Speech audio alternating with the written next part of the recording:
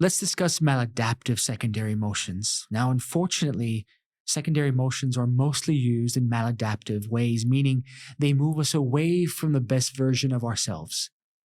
In other words, these emotions do not work effectively for us, either individually or for society as a whole. And when used in a maladaptive way, secondary emotions prevent us from embracing the root cause of our primary experiences. In doing so, they can cause damage to our mental health or to our relationships with others due to their often abrasive or aggressive nature. I'm going to share a few examples of secondary emotions that are maladaptive. Example number 1, anger or fury. Now imagine this. Your best friend has broken a promise that they made to you. They haven't even mentioned that they've broken their promise to you in weeks. You feel a primary emotion, for example, fear or sadness that your friend does not care about you. But rather than express that primary emotion to yourself or to your friend, you avoid it by calling up a belief that promises must always be kept.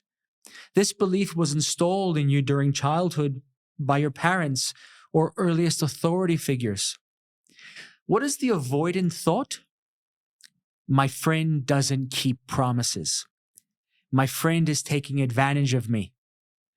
I must punish my friend to avoid feeling this awful, uncomfortable fear or sadness in the future. The belief around broken promises and the avoidant thought converts the primary emotion of fear or sadness into a secondary emotion of anger, which you direct toward your best friend now.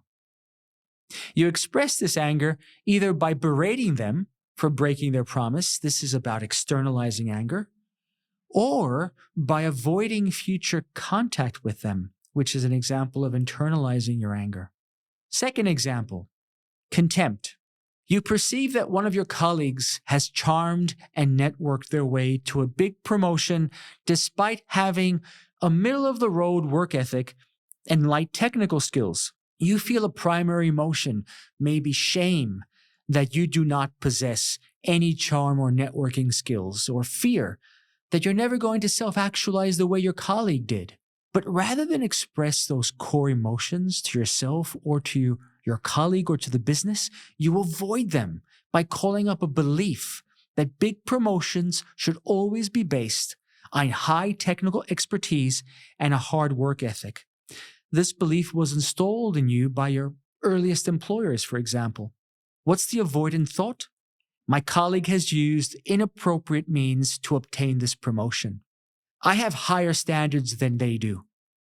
I will demonstrate my higher standards to avoid feeling shame or fear in the future.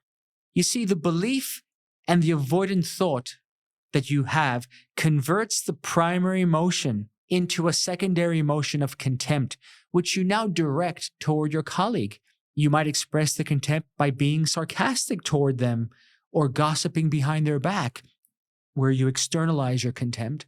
Or you might avoid your colleague, in which case you internalize the contempt.